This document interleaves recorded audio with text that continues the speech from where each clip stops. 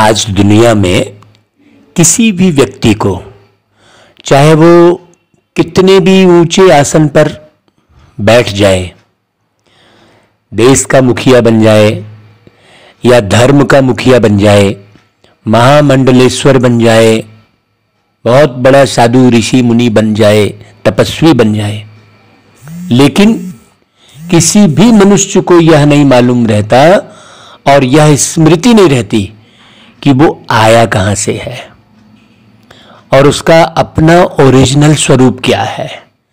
वो इस शरीर को ही सब कुछ समझता रहता है, इस जीवन को ही सब कुछ समझता है।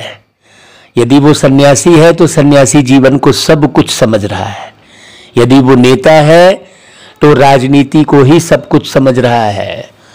उसे मालूम ही नहीं है, जबकि प्रत्येक व्यक्ति ये देख रहा है कि मनुष्य जन्म लेता है, बच्चा बनता है, किशोर बनता है, युवा बनता है, वृद्ध होता है, चला जाता है, लेकिन फिर भी वो इस जीवन में इतना रम जाता है कि वो इसी जीवन को संपूर्ण समझता है। उसे ये एहसास ही नहीं होता है कि मैं ये शरीर छोड़कर जाऊंगा जरूर, कहां जाऊंगा ये भी नहीं स्मृति रहती है। तो स्मृति और विस्मृति का सारा खेल है। यदि मनुष्य को ये स्मृति रहे कि ये जीवन टेम्परेरी है, थोड़े समय के लिए मैंने यहां पर अपना जो है शरीर का आधार लिया है और जीवन जी रहा हूं थोड़े समय के लिए, तो वो बड़ी मौज में रहेगा। लेकिन वो परमानेंट यहां सब कुछ समझ लेता है, इसलिए वो दुखी होता है, अशांत होता है, परेशान होता है। बाबा का कितना शुक्रिया करना चाहिए। आप जो मुरली सुन रहे हो, आपको भी नहीं मालूम था कि आप कौन हैं, कहां से आए हैं, क्या लक्ष्य है जीवन का। जीवन लगातार चलता ही रहता है, ये मालूम ही नहीं था। तो बाबा की कितनी याद आनी चाहिए भाई। ऐसे बाबा का दिल से कितना शुक्रिया निकलना चाहिए है। बार बार ये नशा रहना चाहिए कि बाबा ने हमको क्या बनाया। तो बाबा यही कह रहे हैं, मीठे बच्चे सदा इसी नशे में रहो कि ज्ञान सागर बाप ने ज्ञान देकर हमें क्या बनाया, स्वदर्शन चक्रधारी बनाया, त्रिकालदर्शी बनाया है। अब हम तीनों कालों को जान गए हैं कि हम आए कहां से थे, हम पहले क्या थे, फिर अभी वर्तमान में क्या है, फिर आने वाले जीवन में हम क्या बनेंगे। तीनों कालों का दर्शन कराया बाबा ने, स्पष्ट, मैंने कोई फंतासी नहीं है। तो ये नशा रहना चाहिए कि हम हैं ब्रह्मा वंशी ब्राह्मण, माने प्यारे पिता परमात्मा सर्वशक्तिमान प्यार के सागर निराकार शिव बाबा ने ब्रह्मा के तन में प्रवेश करके हमें ब्राह्मण बनाया। हम वो मूत पलीती कप्पड़ धोए जो कहते हैं बाबा, हम वो ब्राह्मण नहीं है। हम आत्म रूप में ब्राह्मण हैं, शरीर रूप में ब्राह्मण की बात ही नहीं है। हम नेचुरल ब्राह्मण हैं, जो ब्रह्मा के मुख से हमें शिव बाबा का ज्ञान प्राप्त हुआ है और अपने स्वरूप की समझ मिली है। हम नेचुरल ब्राह्मण हैं जो पूरे ब्रह्मांड को जान रहे हैं और पूरे ब्रह्मांड के लिए अपना जीवन बिता रहे हैं। लोग तो अपने स्वार्थ में ही मरे से पड़े हैं, है समझने की बात। तो कितना नशा रहना चाहिए भाई। तो बताओ, उतना नशा है कि हम स्वदर्शन चक्रधारी बने हैं, त्रिकालदर्शी बने हैं, ब्रह्मावंशी बने हैं। ऐसा नशा है हमेशा। ये नशा रहेगा तो दुख का नामो निशान नहीं रहेगा, कोई सोच नहीं आएगी दूसरी। बाबा कहते देखो, तुम बच्चे ब्राह्मण बनते ही पद्मा पदम भाग्यशाली बन जाते हो। कैसे?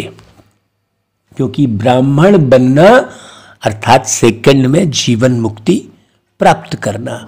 मतलब जैसे ही ब्राह्मण बने, ब्राह्मण है हम आत्मा ब्राह्मण है, इसमें देह का कोई कनेक्शन नहीं है। तो मुक्त अवस्था में जीवन हम जीते हैं। देह से अलग, देह को बहुत अच्छे से संभालते हैं, फिर देह से अलग जब समझेंगे हम तो देह को बहुत अच्छे से संभालेंगे, फिर शरीर भी स्वस्थ रहता है। आज देखो हम बाबा के बनने के बाद बिल्कुल कितने स्वस्थ रहते हैं। पहले हमारे फ्रिज में अंग्रेजी दवाइयाँ भरी रहती थी। सवेरे नाश्ते के बाद 4-6 गोली, फिर दोपहर के बाद, फिर रात के बाद, फिर कभी भी हॉस्पिटल भागना पड़ रहा है तो ड्रिप चढ़ रहा है तो इंजेक्शन लग रहे हैं। ये जीवन था। और आज दवा मुक्त जीवन है। पहले रिश्ते नातों में कैसे उलझे हुए थे, इसने ऐसा कह दिया, उसने वैसा कह दिया। आज मुक्त अवस्था में जीवन है। सारे रिश्ते वही हैं। आज स्नेह बढ़ गया है, आज आत्मीय स्नेह बढ़ गया है। पहले लेन देन वाला स्नेह था, वो आया तो कुछ लाया नहीं है, देखो आ गया, ऐसे ही बच्चों के लिए भी कुछ नहीं लाया, ये भाव थे। और आज कोई आया तो ऐसे ही अंदर से खुशी होती है, चाहे कोई भी आ जाए। पहले तो पार्टिकुलर रक्त के कनेक्शन, ब्लड रिलेशन वाले आते थे तो खुशी होती थी। आज घर में कोई भी आए तो वही खुशी होती है। यह है मुक्त अवस्था में जीवन। जीवन मुक्ति का अर्थ क्या है, ये बहुत अच्छे से समझना। तो बाप का बच्चा बना और वर्षे का अधिकार मिला। हाँ, जैसे भाई कोई करोड़पति घर में जन्म लेगा तो वो करोड़पति बन गया, वैसे ही हम शिव बाबा के बच्चे बने तो शिव बाबा तो पूरे विश्व के मालिक है ना भाई, सारे विश्व को संचालित करने वाले हैं। और यदि हम उनके बच्चे बने हैं तो हम सारे विश्व के मालिक बन गए। सारी धरती, सारा आकाश हमारा हो गया। अब ये भाव नहीं रहते कि मेरा इतने स्क्वायर फीट की जमीन है, अब तो पूरी पृथ्वी ही मेरी जमीन है और पूरा आकाश ही मेरा छत है। आसमां छत तेरा, धरती बिछोना, पेड़ों की ये डालियां है तेरा खिलौना। आसमां छत तेरा, धरती बिछोना, पेड़ों की ये डालियां है तेरा खिलौना। ये देखो ऐसा गीत। तो जीवन मुक्ति बाबा कहता है तुम्हारा हक है, इसलिए तुम पद्मा पदम भाग्यशाली हो। बाकी इस मृत्यु लोक में तो कोई सौभाग्यशाली भी नहीं है, अकाले मृत्यु होती रहती है। तुम बच्चे अभी काल पर जीत पाते हो, तुम्हारी मृत्यु कभी होती ही नहीं, क्योंकि तुम समझते हो मैं अजर अमर अविनाशी आत्मा हूं। देह को छोड़ना अर्थात एक कुर्सी से उठना। जैसे एक कुर्सी में बैठे हो, वो टूट गई तो उठ के दूसरी कुर्सी में बैठ जाओगे, है ना। है जैसे एक गाड़ी ड्राइव कर रहे हो, वो एक्सीडेंट होके खराब हो गई, नई दूसरी गाड़ी खरीद लोगे। ऐसे ही ये शरीर गाड़ी के समान है, शरीर एक कुर्सी के समान है, शरीर एक मकान के समान है, शरीर एक वस्त्र के समान है। एक वस्त्र फटा, दूसरा वस्त्र पहन लिया। मृत्यु कहां? मृत्यु तो होती ही नहीं तुम्हारी। ये मृत्यु शब्द ही गलत है, ये जन्म शब्द ही गलत है। लेकिन ये सारा मृत्यु, जन्म, सुख, दुख, ये सब शब्द जो है इस कलयुग में ही है, इसलिए वो शब्द उपयोग करने पड़ते हैं समझाने के लिए। तो बाबा कहते हैं तुम्हें त्रिकालदर्शी पने का भी ज्ञान है। हाँ, शिव बाबा हमें 21 जन्मों के लिए झोली भर देते हैं हमारी,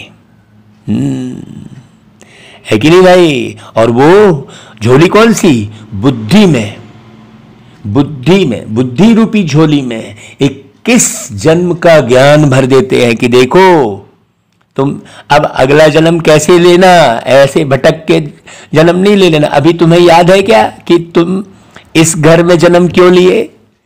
जिस घर में अभी तुमने जन्म लिया है वो क्यों लिया, ये याद है क्या? है ही नहीं, क्योंकि शरीर के भान में ही पहला शरीर छोड़े और शरीर के भान में अभी भी हो। स्वयं को स्टार आत्मा समझ ही नहीं रहे हैं कोई, इसलिए लड़ रहे हैं, झगड़ रहे हैं, इसलिए एक दूसरे का खून कर रहे हैं। तो ये आत्मा के ज्ञान को स्पष्ट समझना और समझाना कितना जरूरी है। सोचो, दुनिया को सुख शांति से भरपूर करने के लिए बाबा का कितना शुक्रिया। बाबा कहते ओम शांति। बच्चे समझते हैं कि हम कांटों से फूल बन रहे हैं। अभी न जाने कितने कांटे थे, काम, क्रोध, लोभ, मोह, अहंकार, ईर्ष्या, द्वेष, चिंता, दुख, अशांति, परेशानी है, कितने किस्म के कांटे थे।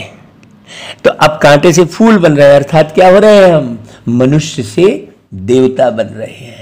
देवताओं में फूल चढ़ते हैं क्योंकि देवता स्वयं फूल के समान है, इसलिए देवताओं में सब लोग फूल चढ़ाते हैं। बच्चे जानते हैं यह कांटों का जंगल है।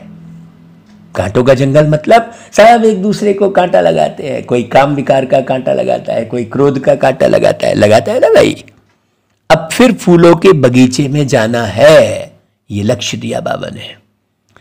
बाबा कहते देखो ये जो दिल्ली देख रहे हो आप, ये जो दिल्ली, ये भी कोई समय परिस्तान थी, आज तो कब्रिस्तान बन गई है। हाँ, रोज न जाने कितने लोग मरते रहते हैं। तुम बच्चे राज्य करते थे, कहा इसी दिल्ली में, इसे परिस्तान कहते थे। अब ख्याल करो, बाबा ख्याल करा रहे हैं। तुम राज्य करते थे जबकि देवताएं थे, फिर कोई राजा महाराजा के रूप में, कोई प्रजा के रूप में। यह तो सब जानते हैं कि बरोबर अब ये पूरी सृष्टि कब्रिस्तान होनी है। हाँ, एक साथ बल्क में आत्माएं शरीर छोड़ेंगी, उन पर तुम परिस्तान बनाएंगे। फिर इतनी ऊंची बात, ऐसा ख्याल आता है कभी? किसी को नहीं आता होगा, ना किसी ऋषि मुनि ने बताया कि इस प्रकार से कार्य चलेगा। तुम जानते हो यह सारी दुनिया ही नई बनती है। अब वहां अमेरिका और लंदन और भारत और ये फलाना ठिकाने वाली बात ही नहीं रहेगी। जमुना के कंठे पर राधे कृष्ण लक्ष्मी नारायण थे। ऐसे नहीं राधे कृष्ण राज्य करते थे, नहीं, राधे दूसरी राजधानी की थी, कृष्ण दूसरी राजधानी के थे। दोनों का फिर स्वयंवर हुआ, स्वयंवर के बाद फिर यही लक्ष्मी नारायण बनते हैं। फिर इस परिस्तान में जमुना के कंठे पर राज्य करते हैं। एकदम सिंपल सी बात है। अब वो राधा को कहाँ कैसा कितने गीत बना दिए, कितना मैंने कुछ भी। बाबा कहते हैं देखो यह गद्दी बहुत पुरानी है, इसे तुम भूल गए हो। जन्म लेते लेते, कई जन्म लेने के कारण तुम अपने ओरिजिनल गद्दी को भूल गए हो। आदि सनातन देवी देवताओं की गद्दी बनती आई है, परंतु इन बातों को सिर्फ तुम बच्चे ही जानते हो। तुम ही अपना परिस्थान बना रहे हो, राजधानी स्थापन कर रहे हो। कैसे? योग बल से, हाँ, आत्मीय मिलन से। देवी देवताओं की राजधानी लड़ाई से नहीं स्थापन हुई थी। तुम यहां सीखने आए हो राजयोग बल। राज यानी रहस्य। हाँ, आत्मा का रहस्य किसी को भी नहीं मालूम है कि आत्मा कैसे काम करती है, परमात्मा कब आते हैं, परमात्मा कौन है, किसी को नहीं मालूम। वो तो सब आत्मा ही परमात्मा बोल देते हैं, सब में परमात्मा बोल देते हैं। देखो कितनी भ्रांति है और कितना अंधेरा है। तो तुम राजयोग से सीखने आए हो, जो 5000 वर्ष पहले सीखे थे वही फिर सीखेंगे। अगर तुम्हें गहरी समझ है तो तुम कहेंगे हाँ बाबा, कल्प पहले भी आज के ही दिन इसी समय हम बाबा से पढ़ना सीखे थे। यहां सिर्फ बच्चे ही आते हैं, भक्त नहीं आएंगे। बच्चों के बिना बाप और कोई से बात कर न सके। जो बाबा का एक्यूरेट बच्चा बनता है, बाबा उन्हीं से बात करते हैं जो पूरी श्रीमत पर चलता है। तो मुरली पढ़ के आप अच्छे से एक एक शब्द के अर्थ को समझकर अपने आप को देखो कि जैसा बाबा चाहते हैं क्या वैसा चल रहे हो। हाँ, क्योंकि बाप जो है बच्चों के बिना और किसी से बात करते ही नहीं है। बाप कहते हैं मैं बच्चों को ही सिखलाता हूं। तो तुमको कितना नशा होना चाहिए। सबसे बड़ा नशा तो ये है कि भाई मैं किसका बच्चा हूं, विश्व के मालिक शिव बाबा का बच्चा हूं। कितनी खुशी होनी चाहिए तुमको, कितना नशा होना चाहिए। बाबा कहता है ज्ञान के सागर बाप है, उनको ही ज्ञान ज्ञानेश्वर कहते हैं। इसका अर्थ है ईश्वर को ज्ञान का सागर कहेंगे। जो ज्ञान के सागर हैं वह इस समय तुमको ज्ञान देते हैं। कोई साधु सन्यासी, ऋषि मुनि, कोई और बड़े पंथ के कोई तुमको ज्ञान नहीं दे रहा है। ज्ञान कौन दे रहे हैं? परमात्मा डायरेक्ट ज्ञान दे रहे हैं। कौन सा ज्ञान? सृष्टि के आदि मध्य अंत का ज्ञान। तुम बच्चे अभी स्वदर्शन चक्रधारी बनते हो, तुम ब्रह्मावंशी हो। विष्णुवंशी जो राज्य करेंगे वह स्वदर्शन चक्रधारी त्रिकालदर्शी नहीं है। सोचो, इसके बाद तुम राज्य करोगे तो ये स्वदर्शन चक्र फिराओगे ही नहीं। उस समय थोड़ी मालूम रहेगा कि तुमको किसने ज्ञान दिया। तो कितनी खुशी होनी चाहिए भाई। अभी तुम ब्रह्मावंशी हो सो फिर देवता बनेंगे। आपको हम बता दें, अभी जितनी खुशी है उतनी देवताई जीवन में भी खुशी नहीं रहेगी। वहां तो पता ही नहीं रहेगा, बस प्रारब्ध पाएंगे। ये कितनी गहरी बात है। हम सूर्यवंशी थे, फिर चंद्रवंशी में गए, फिर वैश्यवंशी शूद्रवंशी बने, अब फिर से हम ब्राह्मण वंशी बने हैं। तो कितना नशा रहना चाहिए। अब सोचो, मुरली सुनते सुनते इतना नशा और इतनी खुशी चल रही है। ये खुशी ही तुम्हारे पूरे शरीर को स्वस्थ कर देगी। लेकिन आप वैसा खुश हो नहीं रहे हो। सुन रहे हो, मुंडी हिला रहे हो, बहुत बढ़िया सुना रहे, ये बोल रहे हो, लेकिन अंदर की खुशी की जांच करो कि क्या उतना खुश हो रहे हो। तुम बरोबर जानते हो कि हम स्वदर्शन चक्रधारी हैं। सारे सृष्टि के आदि मध्य अंत का ज्ञान हमारे में है। इनसे ही फिर चक्रवर्ती राजा रानी बनेंगे। यह नॉलेज सभी धर्म वालों के लिए है। शिव बाबा सबको कहते हैं, इन ब्रह्मा को भी कहते हैं। हाँ, इस शरीर में जो आत्मा बैठी है वह भी सुन रही है। ये बड़ी गहरी बात। तुम अब ब्राह्मण हो, तुम रुकटी के बीच में बैठकर सुन रहे हो, ये एहसास हो रहा है मुरली सुनते सुनते। अलग का, शरीर से अलग का एहसास हो रहा है। अलग से योग लगाने की आवश्यकता ही नहीं पड़ेगी यदि तुम बाबा के ज्ञान को बहुत अच्छे से समझ जाओगे तो।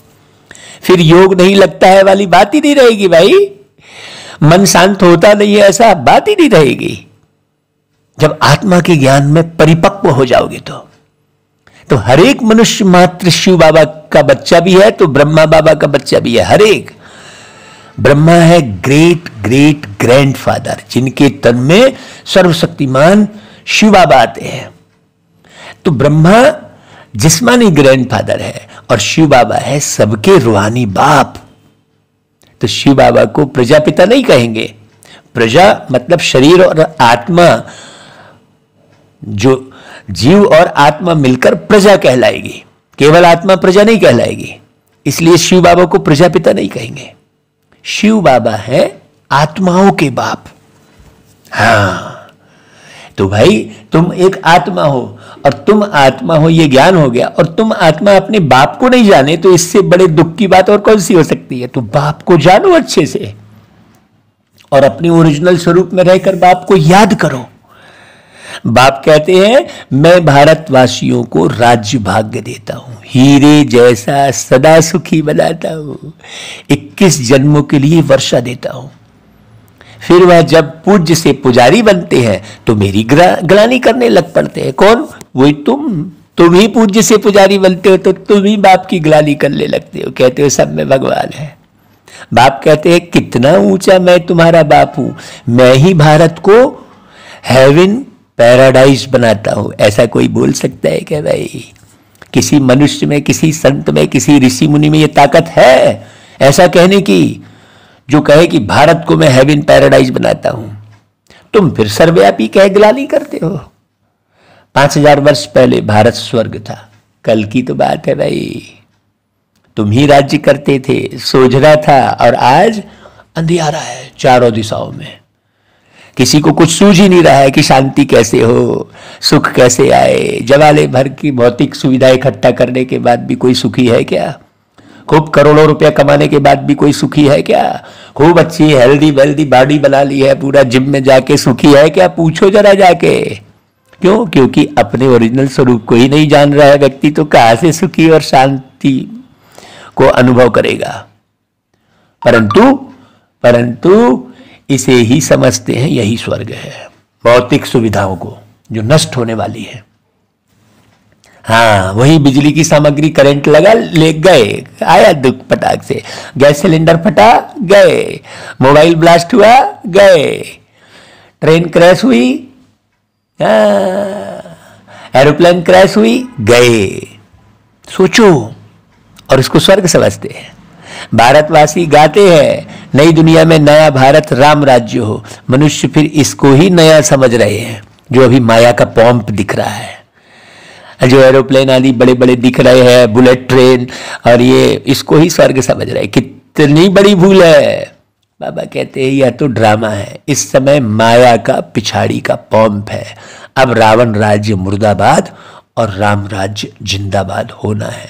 यहाँ कहाँ का धर्म भेद और जाति भेद और गरीबी अमीरी का भेद, कोई भेद नहीं है बाबा की मुरली में। देखो, एकदम बाबा की प्योर वाणी चल रही है। बाबा की मुरली के अलावा इस संसार में सारे प्रवचन झूठे हैं, पूरे मिलावट वाले हैं, कुछ भी समझ नहीं है। हम आपको बता दें, एक बाबा की मुरली के अलावा और कहीं कोई सच्चाई है ही नहीं, सब मिलावट है। हाँ, इधर का भी उठा लिया, उधर का भी उठा लिया, तो विदेशियों का उठा लिया, सब मिलावट माल जो है खिला रहे हैं और बोले वाह क्या माल है। सोचो, राम राज्य कोई राम सीता के राज्य को नहीं कहा जाता है। राम राज्य यानी परमात्मा राम का पूरी सृष्टि पर राज्य। परमात्मा राम सूर्यवंशी राज्य को ही राम राज्य बना रहे हैं। हाँ, जरा भी किचड़ा नहीं, जैसे सूर्य में जरा भी खराबी नहीं हो सकती, तेज है, ऐसा ही सूर्यवंशी। तुम आए हो सूर्यवंशी राजा रानी बनने के लिए, यह राजयोग है। यह नॉलेज कोई ब्रह्मा या कृष्ण नहीं पढ़ाते हैं। हाँ, यह तो परम पिता परमात्मा ही पढ़ाते हैं। सोचो, पतित पावन वह बाप है, सारे विश्व को हेवन बनाने वाले हैं, सुख शांति देने वाले हैं। यह भारत पहले सुख धाम था, इसे अच्छे से समझो। आते तो सब शांति धाम से हैं। अहम आत्मा पहले शांति धाम में रहने वाली है। आत्मा सो परमात्मा नहीं है। अहम आत्मा सूर्यवंशी थे, फिर क्षत्रिय, फिर वैश्य, फिर शूद्र बने, अब फिर ब्राह्मण वंश में आए हैं। यह चक्र अर्थात बाजोली का खेल है। हाँ, पहले है चोटी ब्राह्मण, फिर क्षत्रिय, टोटल 84 जन्म भोगने पड़ते हैं। बच्चे, इसमें मूंझने की कोई बात ही नहीं है। सेकंड में जीवन मुक्ति। बाप का बच्चा बना और वर्षे के लायक हो गया, फिर जो जितनी सेवा करे, जितने गहराई से समझे और उस समझ में पूरा जीवन बिताए, क्योंकि अंतमति सुगति होती है भाई। तो मां के गर्भ से निकला और वर्षा लिया, ऐसा ही कलयुगी संसार से निकल के बाबा का बना और बाबा का वर्षा प्राप्त होना शुरू हो जाएगा। यह भी सेकंड की बात है। कहते हैं ना भाई, जनक को सेकंड में जीवन मुक्ति मिली। तुम भी ईश्वर के बने तो जीवन मुक्ति तुम्हारा हक है, अर्थात मुक्त अवस्था में जीवन। हाँ, कहीं उलझे फंसे नहीं है, एकदम मस्ती और खुशी वाला जीवन है। तो तुम अमर लोक के मालिक बनते हो। यह है मृत्यु लोक, सब मरे पड़े हैं। मैं मेरा मेरा मेरा मेरा मेरा कर करके सारे मरे पड़े हैं। तुमसे सौभाग्यशाली और कोई है ही नहीं। यहां तो अकाले मृत्यु हो जाता है। अब तुम काल पर विजय पाते हो, पूरी आयु जीवन जीते हो। हाँ, बाप कालों का काल है, तो उस बाप से तुमको कितना वर्षा मिलता है। तुम्हें सभी धर्मों को भी जानना चाहिए, इसलिए यह चित्र बनाए हैं भाई। यह बाबा की पाठशाला है। और कौन पढ़ाते हैं? भगवान उवाच। कृष्ण नहीं पढ़ाते हैं। कृष्ण तो एक शरीर का नाम है ना भाई, समझने की बात है। और शिव परमात्मा का नाम है, उनके अपने ओरिजिनल स्वरूप का नाम है। ज्ञान के सागर कृष्ण नहीं है, वह तो परम पिता परमात्मा है, शिव बाबा। वही तुमको ज्ञान दे रहे हैं। तुम हो ज्ञान गंगाएं। देवताओं में तो यह ज्ञान होता ही नहीं है भाई, वो तो प्रारब्ध है ना, लेकिन कोई जानता ही नहीं इस बात को। सारी कहानी देवताओं से जोड़ दी है। तुम ब्राह्मणों में ही यह ज्ञान है, त्रिकालदर्शी पने का। तुम ही इस समय यह ज्ञान सीखकर वर्षा पाते हो। राजयोग सीख स्वर्ग के राजा रानी बनते हो। बहुत ध्यान से सुनना, समझना और उसे आत्मसात करना।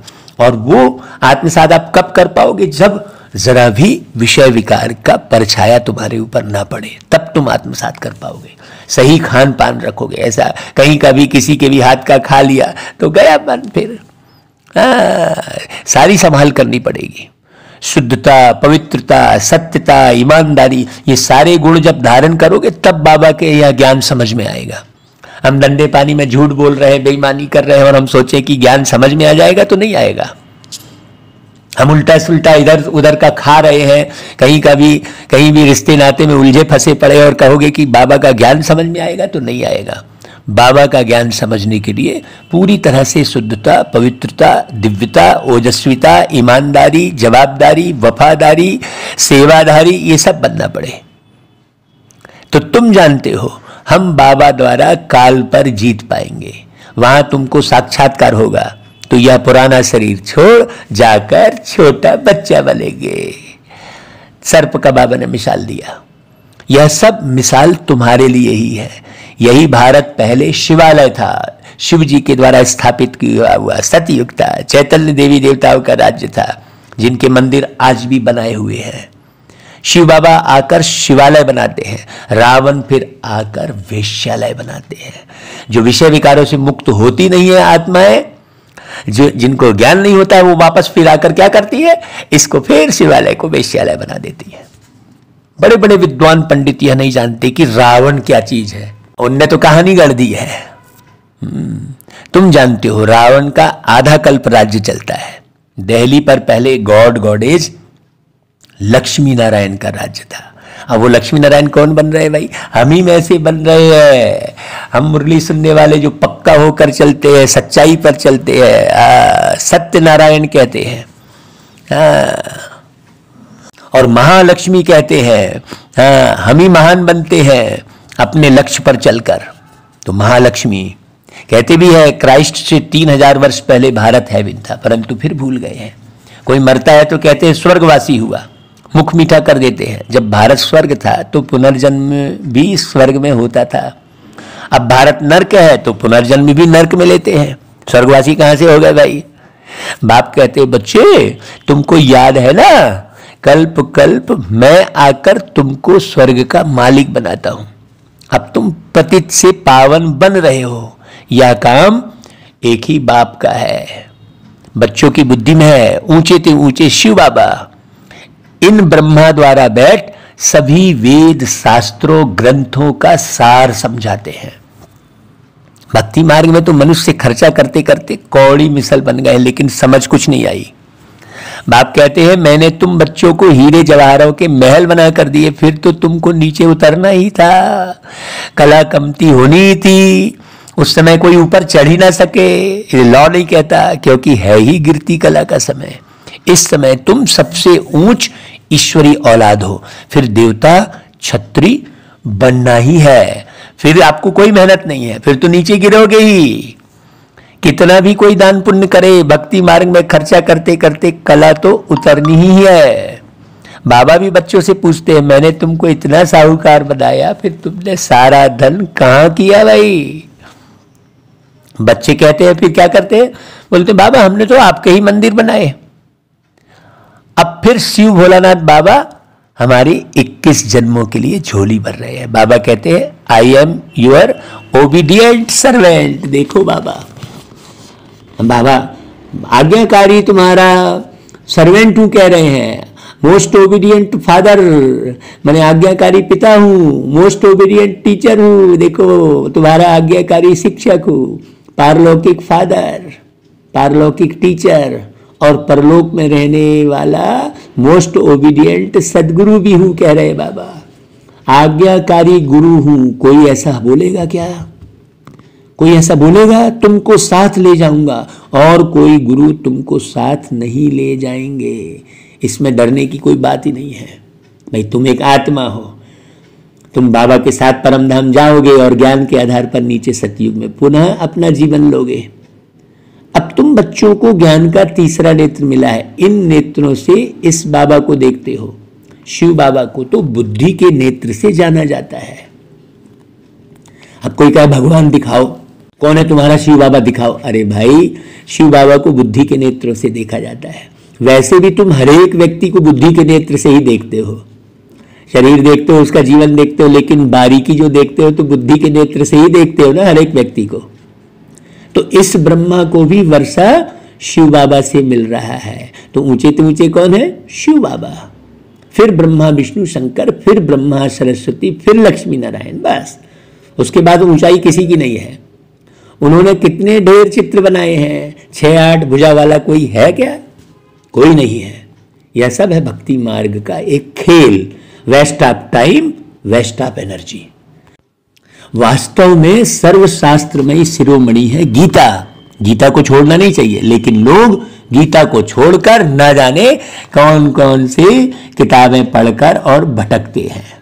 उनमें भी बाप के बदले बच्चे का नाम डाल एकज भूल कर दी है। यह भी ड्रामा है। बाबा कहता है सबके सदगति दाता पतित पावन तो एक शिव बाबा ही है भाई। फिर दूसरे बाप है प्रजापिता ब्रह्मा, और तीसरा है तुम्हारा लौकिक बाप जिन्होंने तुम्हारे शरीर को जन्म दिया।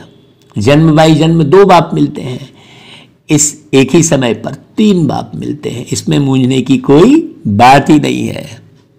हाँ, कहते हैं ज्ञान भक्ति और वैराग्य। अब वैराग्य भी 2 प्रकार का है, एक है हद का और दूसरा है बेहद का। सन्यासी तो घर बार छोड़ जंगल में चले जाते हैं, तो वो हद का वैराग्य हुआ ना भाई। और हम पूरी दुनिया ही छोड़ देते हैं बुद्धि से। यहाँ बिल्कुल पानी में पुरैन की तरह रहते हैं, ऐसा कहे है ना भाई। यहाँ तो तुम पुरानी दुनिया को ही बुद्धि से छोड़ देते हो। वह है हठ योग और यह है सहज राजयोग। हठ योगी कभी राजयोग सिखला ही नहीं सकते। बहुत अच्छी अच्छी बातें समझने की है। तुम बच्चे ही इस समय कांटों से फूल बनते हो। पहले नंबर में तो देह अभिमान का बड़ा कांटा है, उनको बाप ही छुड़ा सकते हैं और कोई की ताकत ही नहीं है। अच्छा भाई, बाबा फिर देखो सभी बच्चों को याद प्यार देते हैं, मीठे मीठे सिकिलदे बच्चों प्रति माता पिता बाप दादा का याद प्यार और गुड मॉर्निंग। रूहानी बाप की रूहानी बच्चों को नमस्ते, और हम रूहानी बच्चों की रूहानी माता पिता बाप दादा को याद प्यार गुड मॉर्निंग और नमस्ते। ये बड़ी गहरी बात है। यहाँ का याद प्यार गुड मॉर्निंग नमस्ते भी अलौकिक है। देह का भान बिल्कुल नहीं। हम किसको याद प्यार दे रहे हैं? विदेही परमात्मा को। और किससे याद प्यार ले रहे हैं? विदेही परमात्मा से। ये बहुत स्मृति में गहरे बैठ जाना चाहिए और बहुत खुशी होनी चाहिए। अच्छा भाई, धारणा के लिए सार सुन लो भाई आज की मुरली से। इस पुरानी दुनिया को बुद्धि से भूल बेहद का वैरागी बनना है। हाँ, देह अभिमान के भूत को निकाल देना है। दूसरी पॉइंट, बाप समान ओबीडियंट बन सेवा करनी है। हाँ, जो तुम्हें अच्छे से पढ़ा रहे हैं, अच्छे से समझा रहे हैं, उनकी आज्ञा का पालन करो अच्छे से। हाँ, साकार में भी तो ओबीडियंट बन सेवा करनी है। अपनी बुद्धि मत लगाओ। जो तुमसे अच्छा ऊंचा है ये देख लो, समझाने में बढ़िया है, तो उसकी आज्ञा का पूरा पालन करो। आप समान बनाना है। ऐसे जब ओबीडियंट बनोगे, आज्ञाकारी बनोगे, तो फिर आप समान बनाओगे। नहीं अपनी बुद्धि लगाओगे, नहीं मैं ऐसा बोल रहा हूं, तुम ऐसा बोल रहा हो, ये तू मैं तू के चक्कर में नहीं पड़ो, नहीं तो मूंझते जाएंगे। किसी भी बात में मूंझना नहीं है। हाँ, अच्छे से समझना है, बार बार मुरली सुनना है और खूब अच्छे से खान पान रहन सहन दृष्टि वृत्ति सब में परिवर्तन लाना है, तब समझ में आएगा। ऐसे आप लापरवाही से जीवन जियोगे और बाबा का ज्ञान समझ लोगे, ऐसा सोचोगे तो कभी नहीं आएगा। आप 50 साल पर सुन लो, बाबा कहते हैं 70 साल से ज्ञान में चलने वाले 7 दिन वाले से पीछे हो जाते हैं। ये समझ की बात है। अच्छा भाई, बाबा का फिर वरदान ले लो। परमात्म प्यार के आधार पर दुख की दुनिया को भूलने वाले सुख शांति संपन्न भव। भाई परमात्मा प्यार ऐसा सुखदाई है जो उसमें यदि खो जाओ तो यह दुख की दुनिया भूल जाएगी। बाबा हाँ गाते थे तू प्यार का सागर है, लेकिन प्यार के सागर में डूबते कहाँ थे भाई। अभी तो तुमसे मोहब्बत हो गई है बाबा, इतनी इतनी इतनी हो कोई पूछेगा हमसे तो कह ना सकेंगे, कोई पूछेगा हमसे तो कह ना सकेंगे। कितनी कितनी कितनी ऐसी मोहब्बत हो गई बाबा से, ऐसे बाबा की मोहब्बत के गीत न जाने कितने बन गए। तो इस जीवन में जो चाहिए वो सर्व कामनाएं पूर्ण कर देना, यही तो परमात्मा प्यार की निशानी है। अभी एक भी कामना नहीं रह गई है, मैं बाबा का बाबा मेरा, बस। हाँ जहां बिठाए बैठ गए, जहां बुलाए चले गए, कोई भान नहीं। जैसा कार्यक्रम करने बोले कर दिए, बाबा जाने बाबा का काम जाने, हम तो बाबा के हो गए। बाबा सुख शांति क्या देते, लेकिन उसका भंडार बना देते हैं। हाँ जैसे बाप सुख के सागर है, नदी तालाब नहीं है, सागर है, ऐसे बच्चों को भी सुख के भंडार का मालिक बना देते हैं। इसलिए मांगने की आवश्यकता ही नहीं है, सिर्फ मिले हुए खजाने को विधि पूर्वक समय प्रति समय कार्य में लगाओ। हाँ उस खजाने को समझो, इधर उधर बुद्धि मत घुमाओ भाई। कल यही बात चल रही थी ना, ये बुद्धि इधर उधर मत घुमाओ, तुमको कितना खजाना मिला है उसको यूज करो, अपने खजाने को, मिले हुए खजाने को भूल मत जाओ।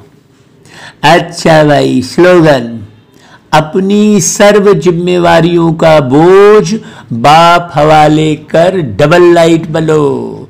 बाबा सबको शांति देने वाले हैं, बाबा सबको सुख देने वाले हैं। तुम क्या करोगे, तुम बस बाबा से जुड़ जाओ, बस बाबा की याद में रहो, बाकी सब कुछ करने वाले बाबा है। ऐसा अरे मेरी जिम्मेवारी है, बच्चे है, फलाने, अरे क्या है भाई, तुम चुपचाप बाबा को याद करो, सारी जिम्मेदारी बाबा उठाते हैं, गारंटी।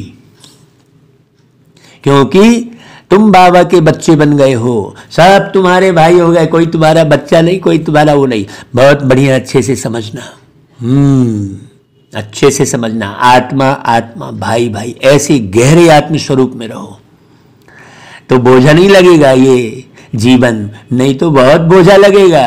जवारे भर का सोचोगे चाचा मामा काका फलाना ठिकाना। अभी चलो भाई मातेश्वरी जी के अनमोल महावाक्य सुनते हैं। निराकार परमात्मा की अपनी साकार ब्रह्मा तन में प्रवेश होने की विचित्र तरकीब है। तरकीब माना युक्ति है। देखो परमात्मा ने यह अपनी तरकीब रची है, अर्थात अपना साकार तन मुकर्रर किया है। जिस प्रकृति का आधार लेके परमात्मा आते हैं, नहीं तो हम साकार मनुष्य आत्माएं निराकार की गोद में कैसे बैठ सके। इसलिए परमात्मा कहते हैं साकार रूप में आए तुम मेरी गोद लो। इसमें कुछ देने की बात ही नहीं है, बस बाबा की गोद ले लो। बाबा का ज्ञान लेकर और ज्ञान के आधार पर चलना ही बाबा की गोद में कहलाती है। हाँ, और बस इस बात का ख्याल रखो कि जिस 5 विकार ने तुमको दुखी अशांत बनाया, उन्हों का संन्यास कर दो। और बाबा कहते हैं मुझ परमात्मा को निरंतर याद करो। ऐसे बाबा को भुलाया जा सकता है क्या? भुलाए नहीं भूलते हैं बाबा। मनसा वाचा कर्मणा बाबा कह रहे हैं मेरे डायरेक्शन पर चलो तो मैं तुम्हारे पापों को दग्ध करूंगा और परम धाम में ले चलूंगा। यह है परमात्मा की हम आत्माओं से प्रतिज्ञा। इस बात को कोई जानता ही नहीं है। अब उनके फरमान को फॉलो करना है। सिर्फ माँ बाप कहने मात्र ही नहीं चाहिए, बाबा बाबा बस कह रहे हो नहीं, परंतु उनका संपूर्ण हो जाने से संपूर्ण प्राप्ति होती है। बाबा के पूरे बन जाओ, एक जगह भी संशय ना हो, कैसे होगा, कल क्या होगा, नहीं। थोड़ा संबंध जोड़ेंगे तो थोड़ा मिलेगा, और पूरा संबंध जोड़ेंगे तो पूरा मिलेगा। अब जो बाप का धंधा वही बच्चों का धंधा है। यहाँ फारकती की कोई बात ही नहीं है। यहाँ तो 21 पीढ़ी तक उस प्रॉपर्टी को पाना है। अब इतना जानना है कि इनसे ज़्यादा कोई अथॉरिटी नहीं है। तभी तो कहता हूँ, मैं जो हूँ, जैसा हूँ, उस रूप से हमें याद करो। अब बाबा ने अपनी फर्ज अदाई पालन की, और बच्चों को अपनी फर्ज अदाई करनी है भाई। यह विकारी यूनिटी अर्थात विकारी कुल की लोकलाज मर्यादा तो जन्म जन्मांतर पालन करते आए हो, उनसे तो और ही कर्म बंधन बना। अभी तो पारलौकिक मर्यादा अर्थात परमात्मा के साथ अलौकिक कार्य में मदद करना। हाँ, अभी भाई इसमें कदम आगे बढ़ाओ, कोई बढ़ाता ही नहीं है। सोचो, ये मुरली लाखों लोग सुनना चाहिए, लेकिन देखो हम भेजते ही नहीं है। सुनकर बस वाह वाह करने से थोड़ी होगा, हमको भेजना है, बार बार पीछे पड़ना है, क्योंकि सबकी बुद्धि रावण बुद्धि है, तो ऐसे जल्दी मानेंगे नहीं। तो हमारा संबंध अभी हाईएस्ट अथॉरिटी से हुआ है। हम उस वक्तावर की संतान हैं, वो आकर साकार तन द्वारा हमें नॉलेज दे रहे हैं। तो क्यों ना विथ ऑनर्स पास हो जाए भाई, पास विद ऑनर, है ना भाई। हर एक के पुरुषार्थ से पता पड़ता है कि यह वक्तावर है या नहीं। अगर कोई परमात्मा की गोद लेकर दांव लगावे कि हम उनके बच्चे वारिस हैं, फिर जाए फारकती दे देवे, तो ऐसे बच्चे को भस्मासुर कहेंगे। हाँ, सुर यानी देवता, देवता बनते बनते भस्म हो गए, ये भस्मासुर है। देवता बनते बनते यही भस्म हो गए, यही घर मकान महल मालिक के चक्कर में फंस गए, देह दुनिया दौलत के मान सम्मान के, वो भस्मासुर है। जो देह दुनिया दौलत मान सम्मान के चक्कर में फंसा वही भस्मासुर है। और चढ़े तो ऊंच पद और गिरे तो भस्मासुर हो पड़ते हैं।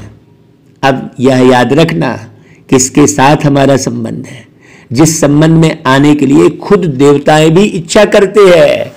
हाँ, ऐसा कहा जाता है, बाकी तो ऐसी बात नहीं है, है ना भाई। हम ही देवता थे जो बाबा को ढूंढ रहे थे ना भाई, द्वापर युग से।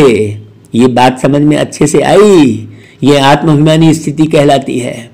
बाकी तो किसी को होश ही नहीं है, वो कहाँ से आया, कहाँ गया, क्या किया, कुछ भी पता नहीं है।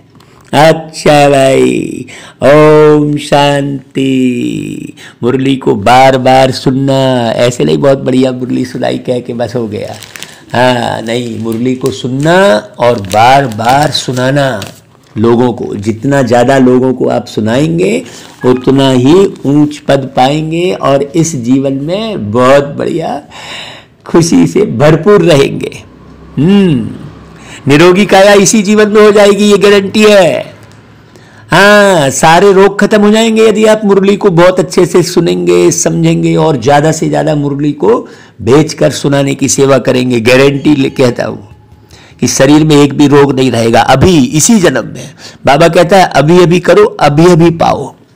आप करके देखो, लेकिन वैसे फलक से करते नहीं हो ना भाई।